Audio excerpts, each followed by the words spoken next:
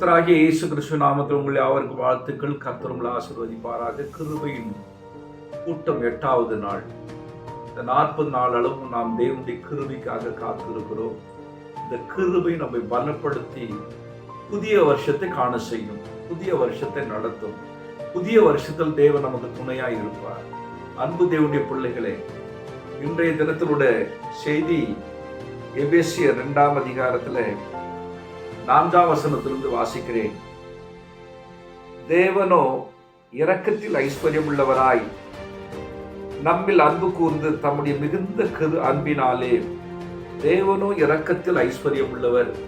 அவருடைய இரக்கத்தினுடைய ஐஸ்வர்யம் தான் இந்த உலகம் இயங்க கொண்டிருக்கிறது. இந்த உலகம் இயங்குது என்று சொன்னால் அதற்கு ஒரே ஒரு காரணம் அவருடைய இரக்கம் தான். அவருடைய இரக்கம் எடுக்கப்படுமானால், குறைக்கப்படுமானால் அந்த உலகம் பேரழிவுக்கு போய்விடும். கர்த்தருடைய இரக்கத்தினால அந்த இரக்கம் எவ்வளவு ஐஸ்வர்யம் என்று சொன்னால், இந்த உலகத்தில் இருக்கிற எல்லா செல்வந்தர்களை விட, எல்லா செல்வத்தை விட கிருபை என்ற செல்வம் மிகவும் முக்கியமானது. கீழே சொல்றாரு, அக்கிரமங்களில் மரித்தவர்களாயிருந்த நம்மை கிறிஸ்துவுடனே கூட உயிர்ப்பித்தார், கிருபையினாலே ரட்சிக்கப்பட்டீர்கள். ஆம் அன்பு தேவனுடைய பிள்ளைகளே, நாம் மனித இனமாகிய நம்ம எல்லாருமே தாயின் கர்ப்பத்தில் பிறக்கிற அத்தனை பேருமே கர்ப்பம் தரித்து பிறக்கும் பொழுதே அக்கிரம சிந்தையில், அக்கிரமத்தில் மத்தியில தான் நாம் பிறக்கிறோம்.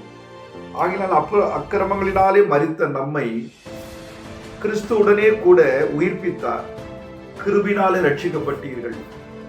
ஒரு மனுஷன் நல்ல வழிக்கு வர வேண்டும், ஒரு ஒழுக்கமான சிந்தனைக்கு வர வேண்டும், ஒரு ஒழுக்கமான ஜீவியத்துக்கு வர வேண்டும் என்றால் அவன் அந்த மனுஷன் மீது ஆண்டவர் கிருபை வைத்திருக்க வேண்டும். கிருபை என்பது ஆண்டவருடைய இருதயத்திலிருந்த இரக்க குணம். அந்த இரக்கத்தினாலதான் நம்மை ஒவ்வொரு நாளும் மீட்டு நடத்துகிறார், ரட்சிக்கிறார். 6வது வசனம் வாசிக்கிறேன். கிறிஸ்து இயேசுக்குள் அவர் தம்மிடத்தில் வைத்த தயவினாலே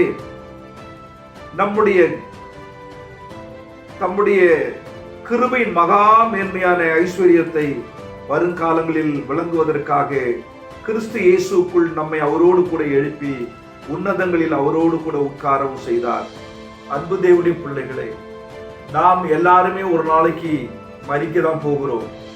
ஆனால் நம்முடைய ஆத்துமா, உள்ளான மனுஷன், நம்முடைய ஆத்துமா மனுஷன், நம்முடைய மனசாட்சியானது, ஆத்துமா மனுஷனானவன் உன்னதங்களிலே, நம்முடைய ஆத்துமா கர்த்தருடைய சமூகத்திலே உன்னதங்களில போய் அமர்ந்து தேவனை துதிக்கும் பாக்கியத்தை தேவன் வைத்திருக்கிறார். 8வது வசனம், எபேசியர் 2ஆம் அதிகாரம் 8வது வசனத்துல, கிருபையினாலே விசுவாசத்தை கொண்டு ரட்சிக்கப்பட்டீர்கள், இது உங்களால் உண்டானதல்ல, இது தேவனுடைய ஈவு. கர்த்தருடைய இரக்கம். கிருபையினாலே விசுவாசத்தை கொண்டு ரட்சிக்கப்பட்டீர்கள். ஒரு மனுஷன் நல்வழிக்கு வர வேண்டுமானால், ஒரு மனுஷன் ரட்சிக்கப்பட வேண்டுமானால், ஒரு மனுஷன் பணத்தினால மீட்கப்பட முடியாது, ஜாதி ஜனத்தால மீட்கப்பட முடியாது. ஒரு பாவத்திலிருந்து, ஒரு சாபத்திலிருந்து, ஒரு வியாதியிலிருந்து ஒரு மனுஷனை கர்த்தர் மீட்பதற்கு ஒரே ஒரு காரணம், மனுஷரிடத்துல விசுவாசம் காணப்பட வேண்டும். இந்த விசுவாசம் என்பது தேவனை பற்றி கொள்ளக்கூடிய விசுவாசம். ஒரு நம்பிக்கை உணர்வு மனுஷனுக்குள்ள வரும் பொழுதே கர்த்தர் தொட ஆரம்பிக்கிறார். அந்த நம்பிக்கை என்னும் விசுவாசம் மனுஷனுக்குள்ள பெருகும் போது தேவனுடைய கிருபை பெருகி எப்பேற்பட்ட பாவத்தில் இருந்தாலும், சாபத்தில் இருந்தாலும், மரணத்தில் இருந்தாலும் கர்த்தர் அங்கே மீட்டு எடுக்கிறார், மீட்டு விடுவிக்கிறார் என்ற ஒரு நிச்சயத்தை நாம் பார்க்கலாம். ஆகையினால் தான் எபேசியருக்கு எழுதும்போது அப்படி எழுதுகிறார். அன்பு தேவனுடைய பிள்ளைகளே, இந்த நாட்களிலே அவருடைய கிருபையினாலே நாம் மீட்கப்பட வேண்டுமானால் விசுவாசம் முக்கியம். இந்த விசுவாசத்தினாலதான் இந்த உலகத்தில் எல்லா காரியமும் நடைபெறுகிறது. ஆகையினால் அன்பு தேவனுடைய பிள்ளைகளை, கீழே சொல்லுகிறார், ஒருவரும் பெருமை பாராட்டாதபடிக்கு இது கிரியினால் உண்டானதல்ல, ஏனெனில் நற்கிரிகளை செய்கிறதற்கு நாம் கிறிஸ்து இயேசுக்குள் சிருஷ்டிக்கப்பட்டு தேவனுடைய செய்கைகளாயிருக்கிறோம். அவைகளில் நாம் நடக்கும்படி அவர் முன்னதாகவே அவைகளை ஆயத்தம் பண்ணி இருக்கிறார். ஆகினால பூமியில கர்த்தருடைய பிள்ளைகள், ரட்சிக்கப்பட்ட பிள்ளைகள், ஆண்டவரால் முன்குறிக்கப்பட்ட பிள்ளைகள் எதற்காக இந்த பூமியில பிறந்திருக்கிறோம் என்றால் நற்கிரியை செய்வதற்காக. நற்கிரி என்றால் என்ன? ஒழுக்கமான கிரிகள், ஒழுக்கமான பேச்சு. ஒழுக்கமான காரியங்கள். இந்த நற்கிரிகளை நன்மையான காரியங்களை செய்யணும். நமக்கு நன்மையான காரியங்களை தேடணும், பிறருக்கும் நாம் நன்மையான காரியங்களை செய்யணும். அதுதான் வேதம் சொல்லுது. நற்கிரிகளை செய்யும்படி கர்த்தர் நம்மை ஆயத்தம் பண்ணினார். நற்கிரிகளை செய்வதற்காக தேவன் நம்மை அழைத்தார். நற்கிரிகளை செய்வதற்காக தேவன் நம்மை தெரிந்து கொண்டார். ஆகினால் அன்பு தேவனுடைய பிள்ளைகளே, இந்த நாட்களிலே சில மனிதர்கள் கிருபை அறியாமல் கூட நற்கிரியை செய்கிறார்கள். கிருபை தருகிற ஆண்டவரே தெரியாது, ஆனா அவங்களிடத்தில் நற்கிரிகள் இருக்கும். தேவன் அதையும் அங்கீகரிக்கிறார். அன்பு தேவனுடைய பிள்ளைகளே, இந்த கடைசி நாட்களிலே கர்த்தர் நமக்கு பாராட்டின ஈவுகளை நாம் மறக்கவே கூடாது. ஆண்டவருடைய ஈவை நம்ம மறக்க கூடாது. கர்த்தர் நம்ம மேல் வைத்த இரக்கத்தை நம்ம மறக்க கூடாது. ஆகையினாலே இந்த நாட்களிலே இயேசு கிறிஸ்து நாமத்தினாலே அக்கிரமங்களினாலே அக்கிரம சிந்தை, அக்கிரம நினைவுகள், அக்கிரம பேச்சு, அக்கிரம வாழ்க்கை ஆகினாலே இந்த அக்கிரம வழிகளிலே சென்று கொண்டிருந்த நம்மை இன்றைக்கு மனசாட்சி என்னும் மனசாட்சி இருதயத்தை கழுவி பரிசுத்தப்படுத்தி கர்த்தர் இன்றைக்கு நம்மை மனசாட்சி வாழ்க்கையில நடக்க வைத்திருக்கிறார். அன்பு தேவனுடைய பிள்ளைகள், இந்த நாட்களிலே ஒவ்வொருவரும் நாம் நம்முடைய பாவங்களில மரித்து கிடந்த நம்மை இன்றைக்கு உயிர்ப்பிப்பதற்கு காரணம் அவருடைய கிருபை. நம்மை மாற்றுவதற்கு காரணம் அவருடைய கிருபை.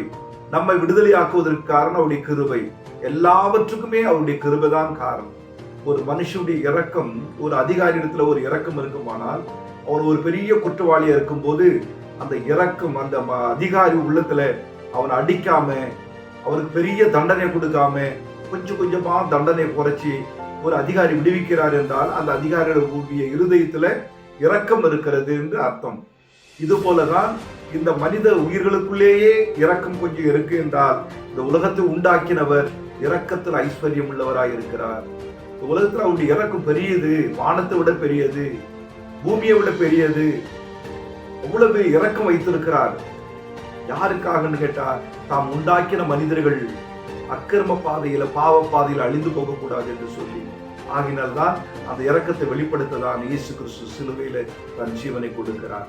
மகா பரிசுத்தமுள்ள நல்ல ஆண்டவரே, இந்த செய்தியை கேட்கிற பிள்ளைகள் எப்பேற்பட்ட அக்கிரமத்திலும் பாவத்திலும் சாபத்திலும் மடிந்து கிடந்தாலும் இன்றைக்கு அவர்களை உம்முடைய கிருபையை கொண்டு, உம்முடைய இரக்கத்தை கொண்டு ஒவ்வொருவரையும் உயிர்ப்பிக்கும்படியா ஜெபிக்கிற ஆண்டவரே, இந்த செய்தியை கேட்கிற பிள்ளைகள் தங்களுடைய வாழ்க்கையை ஒப்பு கொடுத்த கர்த்தாவே, இந்த நாட்களில் உம்முடைய கிருபையின்படி உயிர்ப்பித்து, உம்முடைய கிருபையின்படி ஆதரித்து, உம்முடைய கிருபையின்படி ஆசீர்வதிப்பீராக. கிறிஸ்து இயேசுவின் நாமத்தில் வேண்டிய நல்ல பிதாவே, ஆமென்.